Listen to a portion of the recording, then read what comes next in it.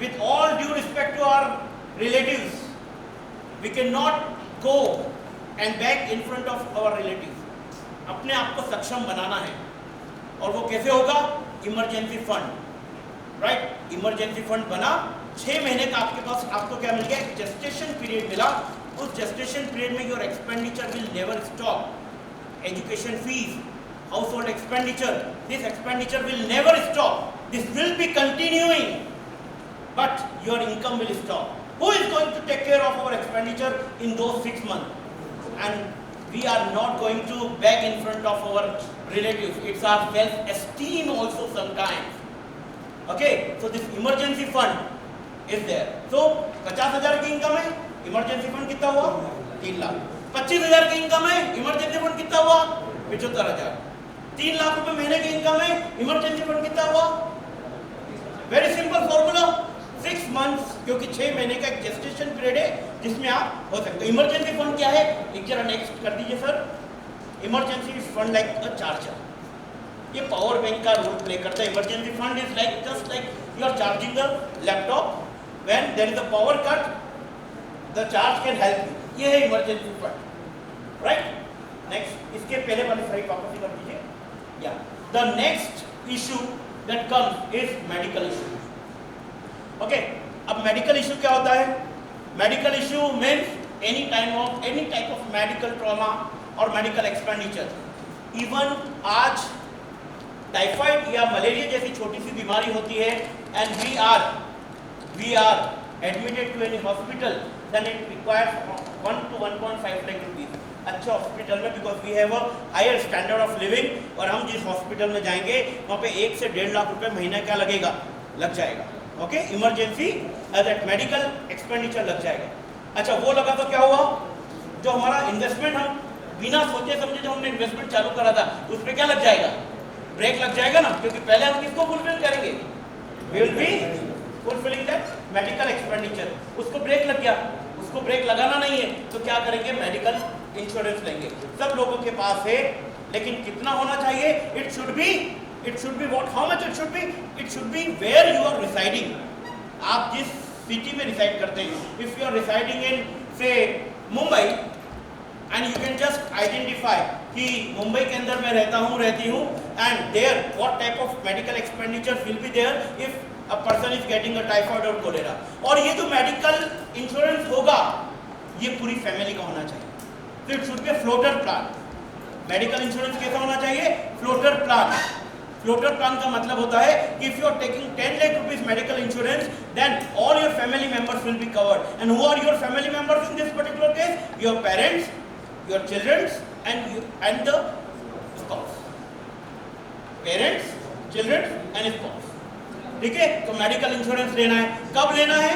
When you are medical insurance तो वैसे infant का भी लिया जाता है, तो इट इज फॉर एवरीवन। क्यों लिया जाता है? इन्वेस्टमेंट प्रोसेस स्टॉप न हो इसके लिए, क्योंकि मेडिकल इमरजेंसी आ गई, इन्वेस्टमेंट प्रोसेस क्या हो जाता है? स्टॉप हो जाता है। तो जैसे जैसे एज बढ़ती जाती है, और ये कैसा होना चाहिए?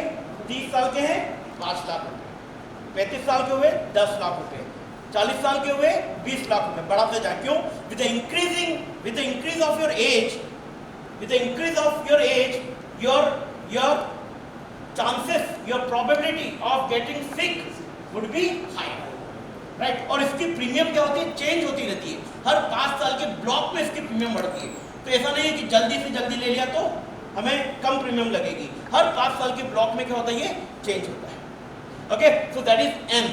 And the third and the most cruel component is untimely death of the earning member. अब यहाँ पे हम बात कर रहे हैं अर्निंग मेंबर की। So we are talking of earning member. तो अर्निंग मेंबर, और इसके लिए कौन सा लेना चाहिए? Term insurance. अब एक और चीज ध्यान रखें, इंश्योरेंस में जनरली हम कंफ्यूज हो जाते हैं। पहले अवेयरनेस नहीं थी तो हमने इंश्योरेंस लिया, तो इंश्योरेंस कभी भी इन्वेस्टमेंट पर्पज से नहीं लेना चाहिए। इंश्योरेंस का मतलब होता है only protection of your life. Insurance should never be taken. तो यदि हमने LIC की पॉलिसी ले रखी है और उसको क्लोज कर सकते हैं तो क्लोज कर देना चाहिए, because insurance should only be term insurance. And how much? It should be 20 times of your annual income. 20 times of your annual income should be your insurance. अब ये क्या है, टर्म इंश्योरेंस है. So और ये कब होना चाहिए, when, अब ये 25 साल के एज में लेना चाहिए क्या, नहीं लेना चाहिए. टर्म इंश्योरेंस कब लेना चाहिए, जब आपके डिपेंडेंट्स हो जाए, जब आपकी फैमिली कंप्लीट हो जाए, जब आपकी फैमिली कंप्लीट हो जाए. किसका लेना चाहिए, it should be taken of only earning member. अभी क्या करते हैं हम, क्योंकि हर चीज की प्रीमियम लगती है, हर चीज की प्रीमियम लगती है, तो और कितना लेना चाहिए. और आजकल कंपनी है जो कि 40 इयर्स तक का इंश्योरेंस प्रोवाइड करती है, राइट. आपने यदि 30 इयर्स की एज में मानते हैं कि फैमिली कंप्लीट हो गई, 30 इयर्स की एज में 40 इयर्स का टर्म इंश्योरेंस लिया, मतलब आपकी लाइफ और कितने का लेंगे आप, 1 करोड़ रुपीज या 20 times of your income. Increasing income के हिसाब से आप ले सकते हैं. फायदा क्या होगा, इसकी जो प्रीमियम होती है वो एक बार जो डिसाइड हो गई वो 40 साल तक नहीं बढ़ेगी. मतलब आपने क्या करा, 1 करोड़ रुपए का इंश्योरेंस यदि 30 साल की एज में लिया, उसकी प्रीमियम आएगी 12,000 रुपये. कोई भी कंपनी से आप ले सकते हैं, लगभग 10 से 12,000 रुपये प्रीमियम आएगी. कितनी आए, 12,000 रुपये, मतलब 1,000 रुपये महीना, राइट. और किसके लिए, किसके लिए, अर्निंग मेंबर के लिए. और क्या होना चाहिए इसका, तो ये टर्म इंश्योरेंस क्या स्पाउस का लेना चाहिए क्या, नहीं लेना चाहिए. यदि आप ले सकते हैं, राइट, फिर वही वाली बात हो जाएगी, किसका ले लिया तो बस term insurance, I don't know to say, okay. So it should be of earning member. जो भी, जिससे भी हम चाहते हैं कि यस, जिसकी इंश्योरेंस क्यों लिया जाता है, insurance is not for income. Insurance इसलिए लिया जाता है कि जिसके जाने से हमारे फाइनेंशियल लॉस होगा, उसके लिए इंश्योरेंस लिया जाता है. अब आप देख लीजिए कौन से मेंबर के जाने से फाइनेंशियल लॉस होगा. जिस भी मेंबर के जाने से फाइनेंशियल लॉस होता है उसके लिए इंश्योरेंस लेना है. कंपनी तो दबाव डालेगी कि सबका ले लो, प्रीमियम तो हमें देनी है. So insurance should be of earning. So EMT. So E is emergency fund. अच्छा, एक और बात, इमरजेंसी फंड कहाँ रखना है, क्या लॉकर में रखना है, क्या बैंक में रखना है, सेविंग बैंक में रखना नहीं.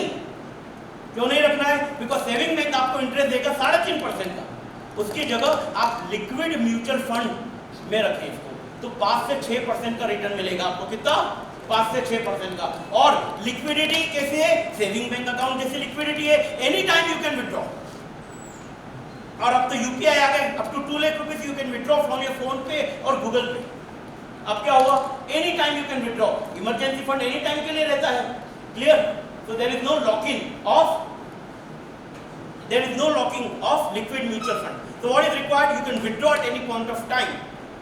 तो अब उसको सेविंग बैंक अकाउंट में रखते हैं तो 3.5%, और यदि लिक्विड म्यूचुअल फंड में रखते हैं तो 5 to 6%. 3% भी यदि ज़्यादा होता है, और यदि वो कंपाउंडिंग का इफेक्ट हमने देखा है कि व्हाट हैपन्स, तो 3% कितना ज़्यादा हमें राइट करता है इंक्रीमेंट. फ्लेक्सी अकाउंट में, हाँ फ्लेक्सी अकाउंट, इसका सर एक ही कॉन्सेप्ट रखिए कि जिसमें लिक्विडिटी इजी हो, जिसमें लिक्विडिटी इजी हो. इमरजेंसी फंड का मतलब होता है कि आधी रात को काम पड़ जाए और वो फंड हमें काम में आ जाए, बस. That should be the objective of our emergency fund. तो वो लिक्विड म्यूचुअल फंड है. क्यों, हाँ, और एफडी के अंदर, ऑटो स्वाइप एफडी के अंदर करेंगे तो उसमें क्या होता है कि वो इतना इफेक्टिव नहीं रहेगा. एफडी का ब्याज आपको मिलता है 3 से 4%. एफडी का ब्याज आपको कितना मिलता है, सीनियर सिटीजन है तो 7%, लेकिन आप है तो 3.5 से 4%. और है ना, हाँ, सेविंग का उसके बाद 1% बढ़ता है. तो लिक्विड म्यूचुअल फंड का सबसे ज्यादा है, right, liquid mutual fund. Okay, it is clear to everyone, it is clear to everyone. EMT clear, right. EMT investment के पहले ये करना है, डायरेक्ट इन्वेस्टमेंट. ऐसा नहीं कि किसी फ्रेंड ने बोला 2,000 रुपये SIP में कर दिए, इमरजेंसी आ गई तो 2,000 बंद हो जाएगी, और बीच में कोई चालू करने के बाद यदि काम होता है तो न हमने तो कॉम्प्रोमाइज करा 2,000 को और उसके फ्रूट्स भी हम नहीं ले पाए. ऐसा काम नहीं. ठीक है, क्या करना है, फर्स्ट EMT. और एक चौथा डेविल है जो कि अनसीन डेविल है, और वो नीचे लिखा है, एंड दैट इज इन्फ्लेशन. और इस इन्फ्लेशन के लिए क्या होता है, अभी हम why